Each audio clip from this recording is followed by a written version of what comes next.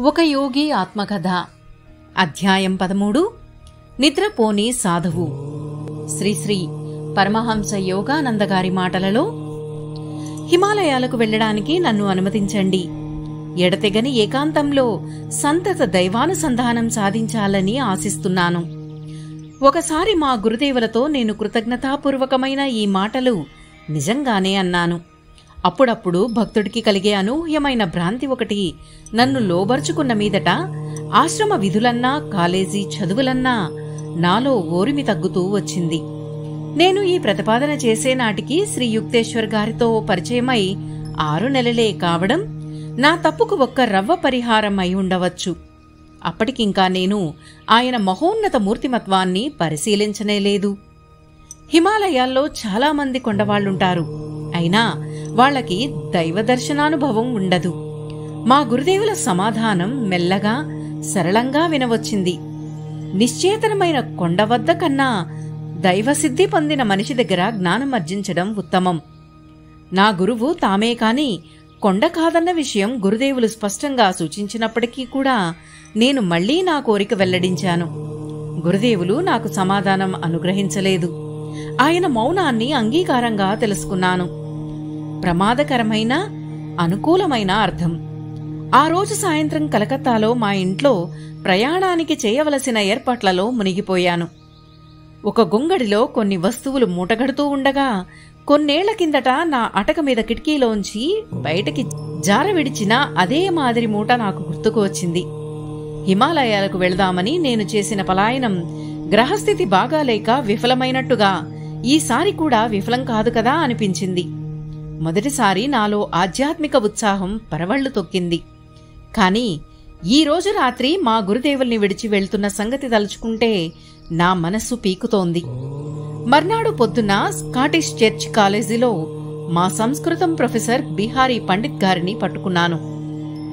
ఏమండి, లాహిరి మహాశైల శిష్యుల్లో ఒక గొప్ప ఆయనతో మీకు స్నేహం ఉందని చెప్పారు. దయవుంచి నాకు ఆయన అడ్రస్ ఇవ్వండి అని అడిగాను. రామగోపాల్ మంజుదార్ సంగతే కదూ నువ్వంటున్నది. ఆయన్ని నేను నిద్రపోని సాధువు అంటుంటాను. ఆయనెప్పుడూ పరమానందానుభూతిలో మెలకువగానే ఉంటారు. ఆయన ఇల్లు తారకేశ్వర్ దగ్గర రణబాజ్పూర్లో ఉంది. ఆ పండితులకు కృతజ్ఞతలు చెప్పి వెంటనే తారకేశ్వర్కు బయలుదేరి రైలెక్కాను. హిమాలయాల్లో ఏకాంతంగా ధ్యానం చేయడానికి నిద్రపోని సాధువు గారి దగ్గర అనుమతి తీసుకుని నా శంకలను నివృత్తి చేసుకోవాలనుకున్నాను. రామగోపాల్ మంజుదార్ గారు బెంగాలులో మారుమూల గుహల్లో అనేక సంవత్సరాల పాటు క్రియాయోగ సాధన చేసిన తరువాత ఆత్మసాక్షాత్కారం కలిగిందని బీహారీ పండితులు చెప్పారు. తారకేశ్వర్లో ప్రఖ్యాతమైన ఒక గుడికి దారితీశాను. క్రైస్తవుల్లో కేథలిక్కులు ఫ్రాన్స్లో లూర్ద్ అన్న పవిత్ర స్థలమంటే ఎంత శ్రద్ధాభక్తులు చూపిస్తారో హిందువులు ఆ గుడి అంటే అంతటి భక్తిభావం చూపిస్తారు. తారకేశ్వర్లో జబ్బుల్ని నయం చేసే అలౌకిక ఘటనలు అసంఖ్యాకంగా జరిగాయి. వాటిలో ఒకటి మా కుటుంబంలో వాళ్లలోనే ఒకరికి అనుభవమైంది. మా పెద్ద పినతల్లి ఒకసారి ఇలా చెప్పింది. ఆ గుళ్ళో ఒక వారం రోజులు కూర్చుని కటిక ఉపవాసం చేస్తూ మీ శారద బాబయ్య గారి మొండి జబ్బు ఒకటి నయం కావాలని కోరుతూ ప్రార్థన చేశాను. 7వ రోజున నా చేతిలో ఒక మొక్క ప్రత్యక్షమైంది. దాని ఆకులతో కషాయం కాచి మీ బాబయ్య గారికి ఇచ్చాను. తక్షణమే ఆయన జబ్బు మాయమైపోయింది. మళ్లీ ఎన్నడూ రాలేదు. పవిత్రమైన తారకేశ్వర మందిరంలోకి ప్రవేశించాను. అక్కడ గర్భగుడిలో ఒక గుండ్రాయి తప్ప మరేమీ లేదు. ఆద్యంతాలు లేని దాని పరిధి అనంతుడైన ఆ పరమేశ్వరుని సముచితంగా సూచిస్తోంది. భారతదేశంలో చదువుకోని రైతుకు కూడా అనంత విశ్వాసానికి సంబంధించిన అమూర్త కల్పనలు అర్థమవుతాయి. నిజానికి అతను అమూర్త కల్పనల్లోనే జీవిస్తున్నాడని అప్పుడప్పుడు పాశ్చాత్యులు అతని నిందించారు. ఆ సమయంలో నా మనస్థితి ఎంత తీవ్ర నిష్ఠతో ఉందంటే ఆ శిలాచిహ్నం ముందు తల వంచడానికి కూడా ఇష్టం లేకపోయింది. దేవుణ్ణి అన్వేషించవలసింది ఆత్మలోనే అని అనుకున్నాను. దేవుడు ముందు మోకరిల్లకుండానే ఆ గుళ్ళోంచి బయటికి వచ్చి దగ్గరగా ఉన్న రణబాజ్పూర్ గ్రామం వైపు విసవిసా నడుచుకుంటూ వెళ్లాను. దారి సరైనదేనన్న నమ్మకం లేదు. దారిన పోయే బాటసారిని అడిగేసరికి అతను చాలాసేపు ఆలోచనలో పడ్డాడు. 4 దారుల కూడలి వచ్చినప్పుడు కుడివైపు తిరిగి ముందుకు సాగు అన్నాడు చివరికి. తన మాటకి తిరుగులేదన్నట్టు. అతని మాట పట్టుకుని కాలవగట్ల వెంబడే దారి తీశాను. చీకటి పడింది. అడవిలో ఉన్న పల్లె శివార్లలో మిణుగురు పురుగుల మెరుపులతోనూ దగ్గరిలో ఉన్న గుంటనక్కల అరుపులతోనూ సంచలనం కనిపిస్తోంది. వెన్నెల పలచగా నాకేమీ కొరగాకుండా ఉంది. 2 గంటల సేపు తడబడుతూ నడిచాను. ఆవు మెడలో గంట ఒకటి నాకు స్వాగతం పలికింది. పదే పదే నేను వేసిన కేకలకు చివరకు ఒక రైతు నా దగ్గరకు వచ్చాడు. నేను రామ్ గోపాల్ బాబుగారి కోసం వెతుకుతున్నాను.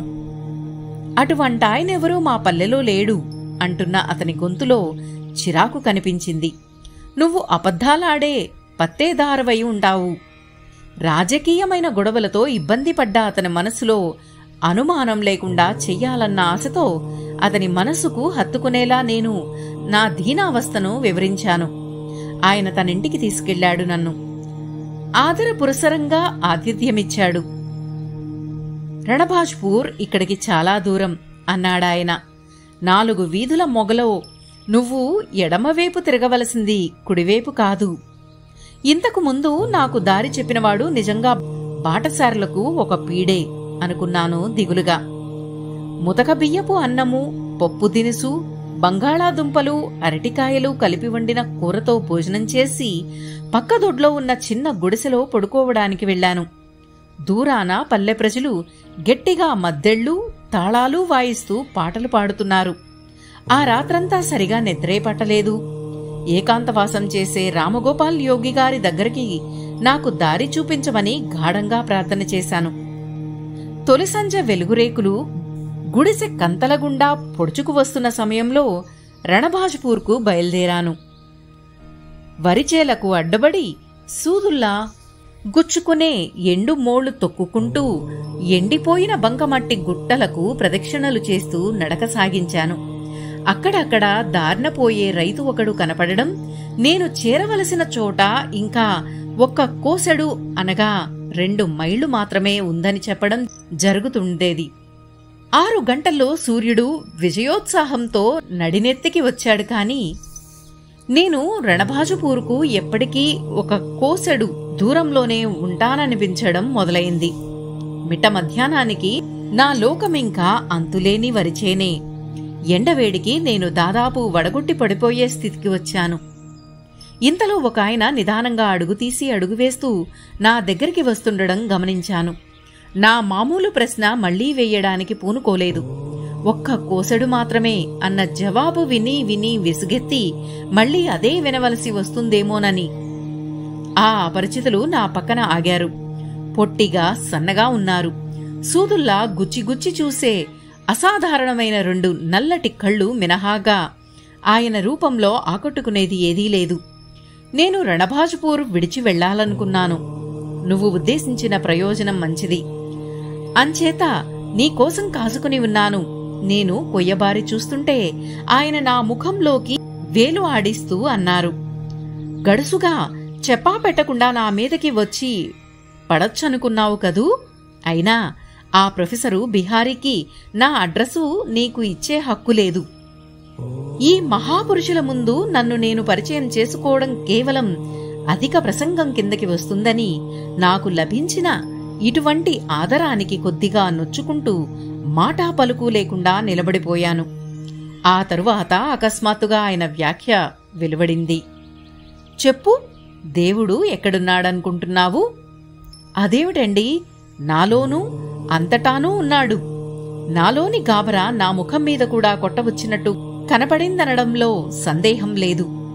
అంతటా వ్యాపించి ఉన్నవాడు కదూ. ఆ సాధువు ముసిముసిగా నవ్వారు. అయితే చిన్నబాబూ, నిన్న నువ్వు తారకేశ్వర ఆలయంలో అనంతుడైన సర్వేశ్వరుడికి చిహ్నమైన రాతిలింగానికి ఎందుకు మొక్కలేదు మరి? నీ గర్వమే నీ శిక్షకు కారణమయ్యి కుడి ఎడమల తేడా పట్టించుకోని బాటసారి చేత నిన్ను తప్పుదారి పట్టించింది.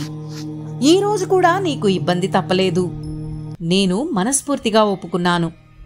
నా ఎదురుగా కనిపిస్తున్న అతి సామాన్య శరీరంలో సర్వవ్యాపకమైన కన్ను మరుగుపడి ఉన్నందుకు ఆశ్చర్యపోయాను. ఆ యోగి శరీరం నుంచి ఆరోగ్యప్రదమైన శక్తి ఒకటి వెలువడింది. ఎండ మలమలా మాడుస్తున్న పొలంలో అప్పటికప్పుడు నాకు సేద తీరింది. దేవుణ్ణి తెలుసుకోవడానికి తను పట్టిన దారి ఒక్కటి తప్ప మరేదీ లేదని అనుకోవడానికే భక్తుడు మొగ్గు చూపిస్తాడు అన్నారాయన. మనకు లాహిరి మహాశైలు చెప్పినట్టుగా దివ్యత్వాన్ని లోపలే కనుక్కోగలిగేటట్టు చేసే యోగ విద్య అన్నిటికన్నా ఉత్తమమైన మార్గమనడంలో సందేహం లేదు. కాని ఈశ్వరుణ్ణి లోపల కనిపెట్టిన తరువాత త్వరలోనే బయటకు కూడా దర్శిస్తాం. తారకేశ్వర్లోనూ ఇతర చోట్ల ఉన్న పవిత్ర మందిరాల్ని ఆధ్యాత్మిక శక్తికి కేంద్ర స్థానాలుగా మన్నిస్తుండడం సముచితమైన పని. ఆ సాధువుగారి మందలింపు ధోరణి మాయమైంది. ఆయన కళ్ళు కరుణతో ఆర్ద్రమైనాయి. ఆయన నా భుజం తట్టారు. యువక యోగి, నువ్వు మీ గురువుగారి దగ్గర్నుంచి పారిపోతున్నావన్నది స్పష్టమవుతోంది. నీకు అవసరమైందల్లా ఆయన దగ్గర ఉంది. నువ్వు తిరిగి ఆయన దగ్గరికి వెళ్ళాలి అని చెప్పి కొండలు నీకు గురువు కాలేవు అంటూ 2 రోజుల కిందట శ్రీ యుక్తేశ్వర గారు వెల్లడించిన అభిప్రాయాన్నే ఆయన వెల్లడించారు. కొండల మీదనే ఉండాలన్న నిర్బంధం విశ్వ విధానం ప్రకారం గురువులకు ఏమీ లేదు. వెటకారంగా నావేపే చూశారాయన. హిందూ దేశంలోనూ టిబెట్టులోనూ ఉన్న హిమాలయాలకు సాధువుల మీద గుత్తాధికారం లేదు. తనలోనే కనిపెట్టడానికి పూనుకోని దాన్ని ఎవడూ తన శరీరాన్ని ఇక్కడికి అక్కడికి రవాణా చేసి కనిపెట్టలేడు. ఆధ్యాత్మిక వికాసం కోసం నేల చివర అంచులకు సైతం వెళ్లడానికి భక్తుడు పూనుకొన్నప్పుడు అతని గురువు దగ్గరలోనే దర్శనమిస్తాడు. మారుమాట లేకుండా నేను ఒప్పుకున్నాను. కాశీ ఆశ్రమంలో నేను ప్రార్థన చెయ్యడం, ఆ తరువాత జనసమర్థంగా ఉన్న ఆ సందులో శ్రీ యుక్తేశ్వర్ గారిని కలుసుకోవడం గుర్తొచ్చాయి. ఒకసారి శ్రీ శ్రీ పరమహంస యోగానంద గారిని మనస్ఫూర్తిగా మనసులో తలుచుకుంటూ ఒక యోగి ఆత్మకథ అధ్యాయం 13 నిద్రపోని సాధువు. ఈ అధ్యాయం మొదటి భాగం ఇంతటితో ముగిద్దామండి. ఈ వీడియో గనక మీకు నచ్చినట్లయితే ప్లీజ్ లైక్ చేయండి, షేర్ చేయండి. సబ్స్క్రైబ్ చేయని వారు ప్లీజ్ సబ్స్క్రైబ్ చేయండి. అలాగే పక్కనే ఉన్న బెల్ ఐకాన్ ప్రెస్ చేయండి. ఆల్ అనే సింబల్ని సెలెక్ట్ చేసుకోండి. దీంతో నేను ముందు పెట్టే వీడియోస్కి సంబంధించిన నోటిఫికేషన్స్ అన్నీ మీకు అందుతాయండి. థ్యాంక్ యూ అండి. మీ సరిత.